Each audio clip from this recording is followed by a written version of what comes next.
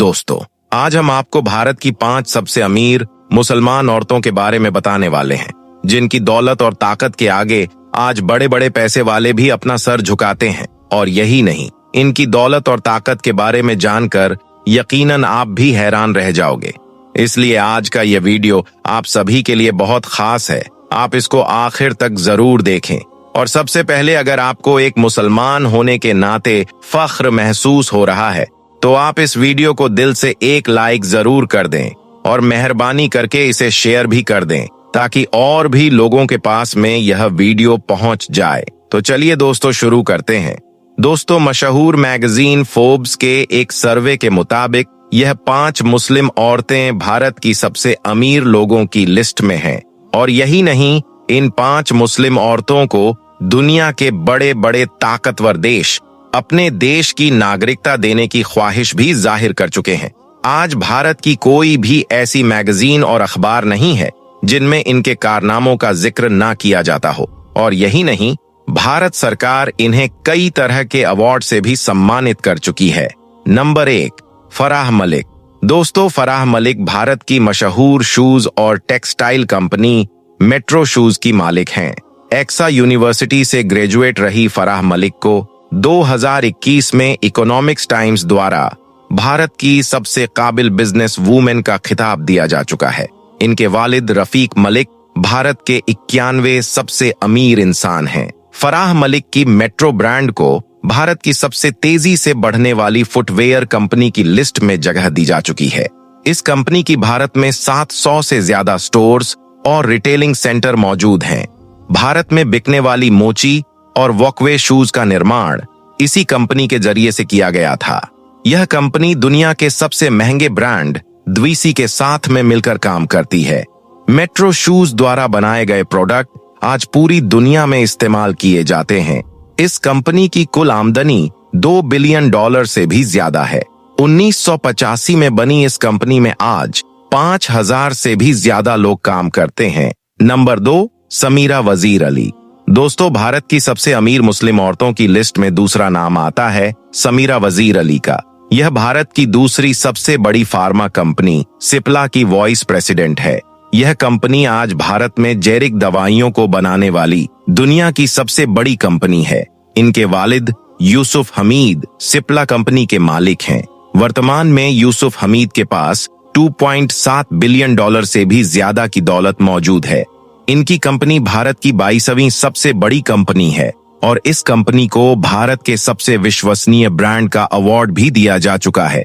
London के school of economics से graduate Samira Ali के पास 1540 करोड़ से ज्यादा की दौलत मौजूद है। इन्हें एशिया की स्टार बिजनेस वूमेन का अवार्ड भी दिया जा चुका है। नंबर 3, बीना हरीसा। दोस्तों, भारत की अमीर मुस्लिम औरतों की लिस्ट में तीसरा नाम आता है बीना हरीसा का। ये भारत की मशहूर दवाई निर्माता सिग्नेट केमिकल फार्मा की मालिक हैं। ये कंपनी दवाइयों में इस्तेमाल होने वाली 2500 केमिकल और रॉ मटेरियल का निर्माण करती है। आप में से बहुत ही कम लोग जानते होंगे कि सिगरेट कंपनी भारत सहित बांग्लादेश और पूरे मिडिल ईस्ट में रॉ मटेरियल सप्लाई करने वाली सबसे बड़ी कंपनी है। बीना हरीसा भारत के मशहूर HBS फाउंडेशन का भी संचालन करती है, जिसके जरिए से हर साल लाखों लोगों की मदद की जाती है। इनकी कंपनी सिगरेट की कुल आमदनी 1700 करोड़ से भी ज्यादा की है। यह कंपनी अमेरिका और यूरोप की 25 बड़ी कंपनियों के साथ में मिलकर काम करती है।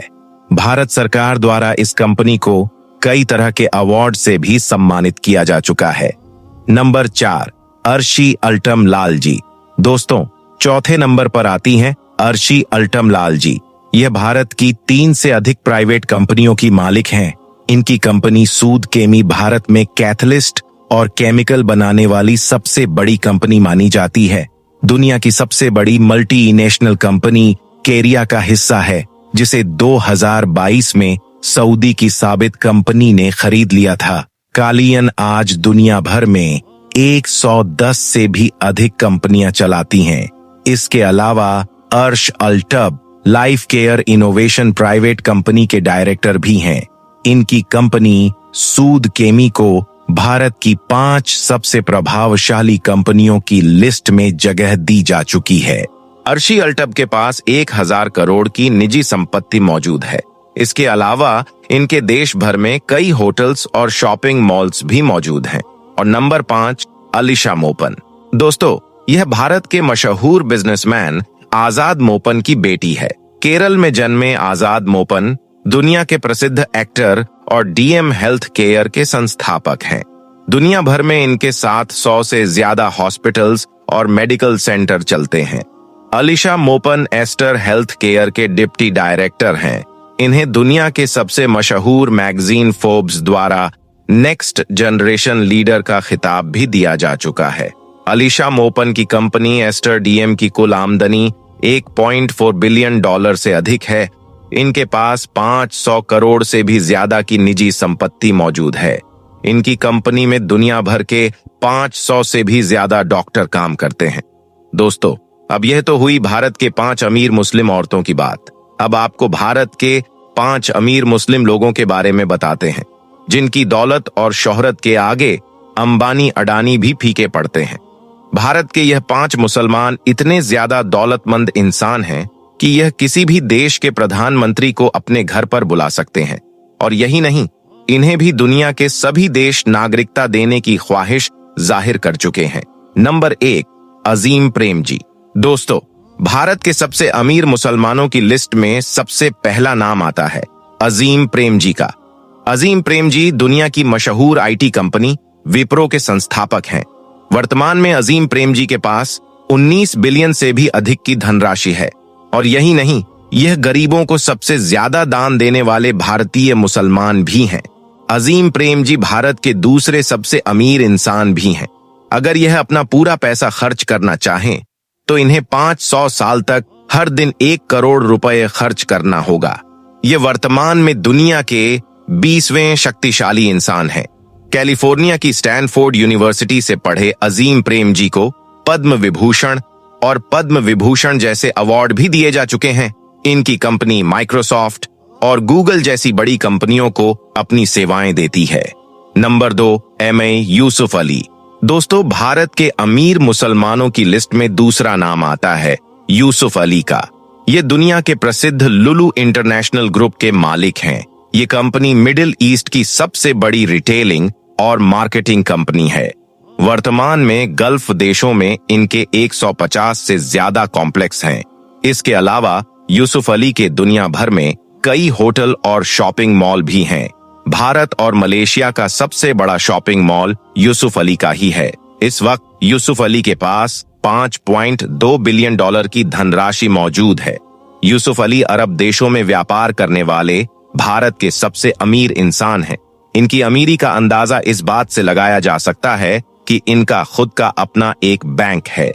भारत सरकार इन्हें पद्म विभूषण अवार्ड से सम्मानित भी कर चुकी है। नंबर 3, यूसुफ हमीद। दोस्तों, प्रसिद्ध दवाई निर्माता कंपनी सिप्ला के मालिक यूसुफ हमीद भारत के तीसरे सबसे बड़े अमीर मुसलमान हैं। यूसुफ हमीद तजाइबी और अस्थमा का इलाज खोजने वाले दुनिया के पहले वैज्ञानिक भी हैं। वर्तमान में यूसुफ हमीद के पास $2.7 बिलियन की धनराशि है। इनकी कंपनी शिप्ला भारत की 42वीं सबसे बड़ी दवाई कंपनी है। इस कंपनी को भारत की सबसे विश्वसनीय ब्रांड का अवार्ड भी मिल चुका है। यूसुफ हमीद के पास इतना पैसा है कि यह हवाई जहाज बनाने वाली कई कंपनियों को खोल सकते हैं। और यही नहीं, इन्हें भारत सरकार द्वारा पद्म भूषण अवार्ड से सम्मानित भी किया जा चुका है। नंबर 4, आजाद मुबीन। दोस्तों, भारत के चौथे अमीर मुसलमान का नाम केरल में जन्मे आजाद मुबीन का नाम आता है। आजाद दुनिया के प्रसिद्ध गेस्टर डीएम हेल्थ केयर के संस्थापक हैं। दुनिया भर में इनके 200 से अधिक अस्पताल और मेडिकल सेंटर चलते हैं। वर्तमान में आजाद के पास 1.4 बिलियन से अधिक की धनराशि मौजूद है और इनके पास दुनिया भर के 1500 से भी ज्यादा डॉक्टर काम करते हैं। आजाद के पास इतना पैसा है कि वह खुद अपनी वैज्ञानिक संस्था चला रही है। इनकी यह लेबोरेटरी दुनिया की सबसे बड़ी लेबोरेटरियों में से एक है।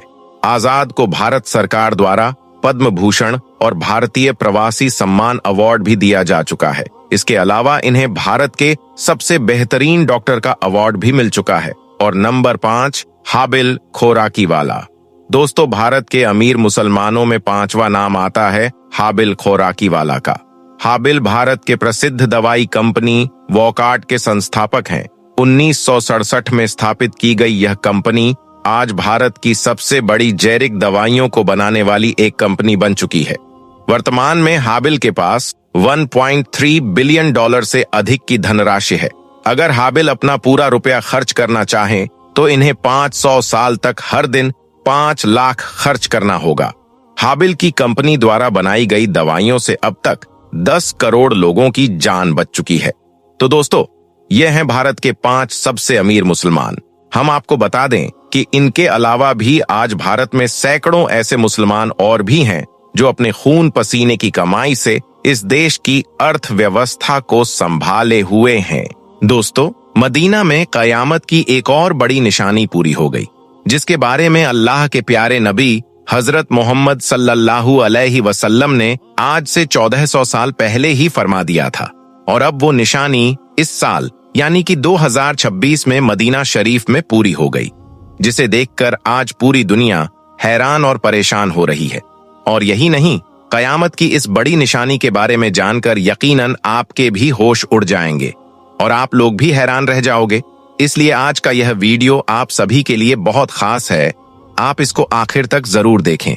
और सबसे पहले, अगर आपको अल्लाह और कयामत के दिन पर यकीन है तो आप इस वीडियो को दिल से एक लाइक जरूर कर दें और कमेंट बॉक्स में अल्लाहू अकबर लिखकर शेयर भी कर दें, ताकि और भी लोगों के पास में यह वीडियो पहुंच जाए। तो चलिए दोस्तों, शुरू करते हैं। दोस्तों, सबसे पहले तो हम आपको बता दें कि कयामत की जो निशानी आज हम आपको बताने वाले हैं और जो निशानी इस वक्त मदीना शरीफ में पूरी हुई है, यह निशानी दज्जाल के हवाले से है। याद रखें, दज्जाल कुर्बे कयामत का एक ऐसा फितना है जिसका खौफ और दबदबा हर जमाने में पाया जाता रहा है। और यही नहीं, यह एक इतना बड़ा फितना है कि अगर इसका जिक्र सहाबा किराम की मजलिस में भी हो जाता तो सारे सहाबा किराम भी जारो कतार रोना शुरू कर देते थे और इस फितने से अल्लाह ताला की पनाह मांगते थे। दोस्तों, अब्बू दाऊद शरीफ हदीस में अल्लाह के प्यारे नबी हजरत मोहम्मद सल्लल्लाहु अलैहि वसल्लम ने फरमाया है कि कयामत की घड़ी, उसका दिन, उसका साल और उसका सही इल्म सिर्फ और सिर्फ अल्लाह ताला के पास में है। लेकिन हाँ, कयामत की कुछ ऐसी निशानियां जरूर हैं जिनके जाहिर होने के बाद में, यानी कि जिनके पूरा होने के बाद इस दुनिया में कयामत आएगी। तो इस पर सहाबा किराम ने पूछा, या रसूल अल्लाह सल्लल्लाहु अलैहि वसल्लम, वो कौन कौन सी निशानियां हैं जिनके पूरा होने के बाद इस दुनिया में कयामत आएगी? तो इस पर अल्लाह के प्यारे नबी ने इरशाद फरमाया कि वो वक्त बहुत करीब आ चुका है और बहुत ही जल्द तुम्हारे बीच में आ जाएगा। इसके बाद अल्लाह के प्यारे नबी ने गिन गिन कर कयामत की कुछ निशानियां बताईं जो आज के इस दौर में तकरीबन पूरी हो गई हैं। और उन्हीं में से एक निशानी थी मदीना शरीफ को लेकर, जो इस वक्त यानी कि 2026 में पूरी हो गई है। दोस्तों, अल्लाह के प्यारे नबी हजरत मोहम्मद सल्लल्लाहु अलैहि वसल्लम ने आज से 1400 साल पहले इस निशानी के बारे में बता दिया था। आपने फरमाया कि मदीना में दज्जाल का रौब भी नहीं पड़ेगा। जब दज्जाल इस दुनिया में जाहिर होगा तो उस वक्त मदीना में 7 दाखिली दरवाजे होंगे, यानी कि मदीना शरीफ में दाखिल होने के लिए, मदीना शरीफ में एंटर होने के लिए पूरे 7 रास्ते होंगे। हर रास्ते पर 2-2 फरिश्ते अपने हाथों में नंगी तलवारें लिए हुए खड़े होंगे, जो मदीना में किसी भी बुराई और शैतानी ताकत को दाखिल नहीं होने देंगे। मतलब कि जब मदीना में 7 दाखिली रास्ते हो जाएंगे तो वो वक्त दज्जाल के आने का वक्त होगा, मगर दज्जाल मदीना शरीफ में दाखिल नहीं हो पाएगा। तो कयामत की इस बड़ी निशानी के हवाले से हम आपको बता दें कि कयामत की यह निशानी मदीना शरीफ में इस वक्त पूरी हो गई है, क्योंकि मदीना शरीफ में दाखिल होने के पहले 6 रास्ते हुआ करते थे। लेकिन अब अगर आप मदीना शरीफ का मैप देखेंगे, यानी कि नक्शा देखेंगे, तो आपको पता चल जाएगा कि मदीना में दाखिल होने के लिए अब 6 नहीं बल्कि पूरे 7 रास्ते बन चुके हैं। यानी कि इस वक्त मदीना में पूरे 7 दाखिली रास्ते बन गए हैं, जैसा कि इस वक्त आप अपने मोबाइल स्क्रीन पर देख भी पा रहे होंगे कि मदीना के अंदर जाने के पूरे 7 रास्ते दिखाई दे रहे हैं। इसका मतलब यह है कि मदीना शरीफ में कयामत की ये बड़ी निशानी भी इस वक्त पूरी हो गई है, यानी कि कयामत बहुत करीब आ चुकी है। इस दुनिया में कयामत बहुत ही जल्द आने वाली है। इसके अलावा एक और हदीस शरीफ में अल्लाह के प्यारे नबी ने फरमाया कि जब मदीना शरीफ में पूरे 7 दाखिली दरवाजे हो जाएंगे तो फिर इस दुनिया में दज्जाल आएगा। यह दज्जाल फिर पूरी दुनिया में कत्ल आम करने के बाद मक्का और मदीना में जाने की कोशिश करेगा, यहां तक कि मदीना के करीब भी चला जाएगा। इसके बाद दज्जाल ओहद के पहाड़ पर चढ़ जाएगा और फिर अपने दोस्तों से कहेगा, इस कसरे अभेद को देख रहे हो, यह मोहम्मद सल्लल्लाहु अलैहि वसल्लम की मस्जिद है। फिर वह मदीना शरीफ में घुसने की कोशिश करेगा तो उस वक्त अल्लाह के हुक्म से मदीना के हर रास्ते पर, यानी कि 7 रास्तों पर अल्लाह के 2-2 फरिश्ते अपने हाथों में नंगी तलवारें उठाए हुए खड़े होंगे, जो दज्जाल को मदीना शरीफ में दाखिल नहीं होने देंगे। इसके बाद दज्जाल अपने खेमे को एक बहुत जोरदार जर्ब लगाएगा, जिसकी वजह से मदीना शरीफ को 3 जोरदार झटके लगेंगे। यह देखकर फिर मदीना शरीफ से हर मुनाफिक और फासिक मर्द और औरत मदीना से बाहर निकल जाएंगे और दज्जाल के साथ में हो जाएंगे, और इस तरह से फिर मदीना शरीफ हर किस्म की नजासत से पाक हो जाएगा। अल्लाह के प्यारे नबी ने उस दिन को योमुल खलास, यानी कि निजात के दिन का नाम दिया है। याद रखें, दज्जाल बिजली से भी तेज रफ्तार से इस जमीन पर गर्दिश करेगा, जिससे वो दुनिया के हर कोने कोने में पहुंच जाएगा। उस वक्त दुनिया के तमाम काफिर और इजराइली लोग उसकी हिमायत करेंगे और उसकी जमात के साथ में शामिल हो जाएंगे, लेकिन जो सच्चा मुसलमान होगा वह उसको पहचान लेगा और उसको मानने से इनकार कर देगा। इसके बाद दज्जाल का हजरत इमाम मेहदी और हजरत ईसा अलैहिस्सलाम के साथ में मुकाबला होगा। उस वक्त दज्जाल का लश्कर दुनियावी एतबार से मुसलमानों से कहीं ज्यादा मजबूत और ताकतवर होगा, लेकिन फिर भी उस वक्त मुसलमानों और दज्जाल ग्रहों के बीच में एक बहुत बड़ी जंग होगी, जिसमें अल्लाह ताला मुसलमानों की मदद फरमाएंगे। इस वजह से दज्जाल उस जंग में हार जाएगा, यानी कि उस जंग में दज्जाली लश्कर को बहुत बुरी हार का सामना करना पड़ेगा।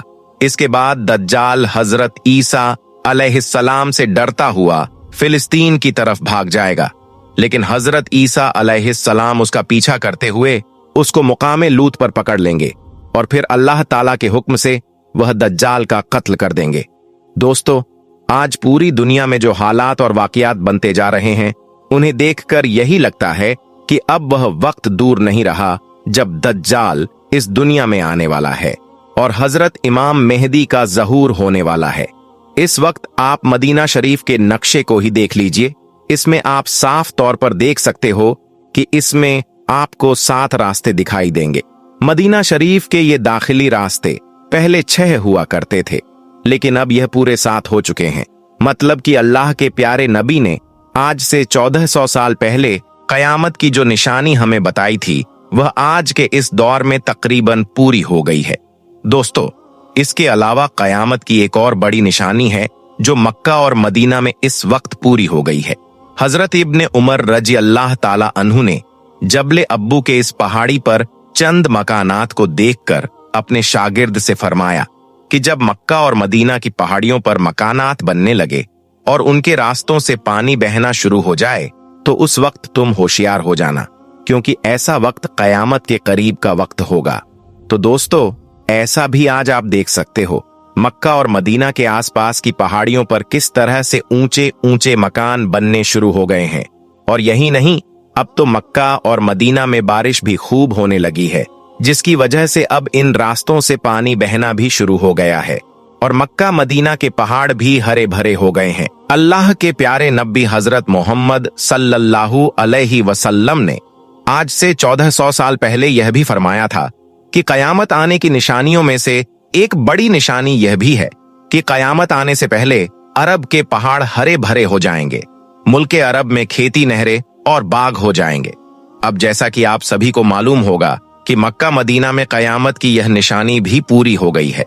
अभी कुछ दिन पहले ही आपने देखा होगा कि सऊदी अरब में किस तरह से तेज बारिश हुई थी, जिसके बाद से मक्का और मदीना के सूखे पहाड़ों पर घास उगना शुरू हो गई थी। हम आपको बता दें कि सऊदी अरब में एक भी नदी या नाला नहीं है, सिर्फ और सिर्फ रेगिस्तान है। लेकिन फिर भी यहां पर तेज बारिश की वजह से पूरा रेगिस्तान हरा भरा हो गया है। मतलब कि कयामत की यह निशानी भी मदीना शरीफ में पूरी हो गई है।